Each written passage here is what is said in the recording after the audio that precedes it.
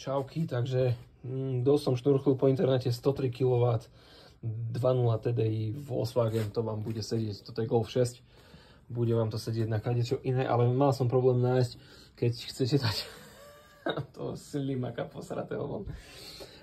Menil som na ňom, chcel som meniť na ňom voľnobežku, ale nejak mi to nevyšlo, možno, že som ho strhol, takže musel som ho dať von.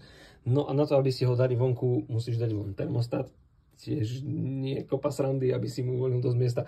No a tam tú pumpu dole kvôli tomu, aby táto hadica mohla byť voľnúčka, treba potom povoliť aj tu na tieto uchyty, aby ste s ním mohli lepšie manevrovať.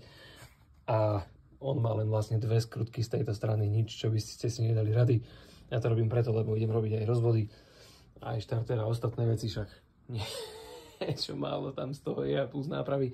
Takže ide to dohora, len treba pár vecí dať proste vonku od elektriky, odštekrovať, no a dole tá pumpa je tiež na troch skrutkách. Nič, čo by ste si nedali rady, myslím, že 13 tam bola. A potom to ide odtiaľto takýmto spôsobom von. Takže niekedy je to zábava.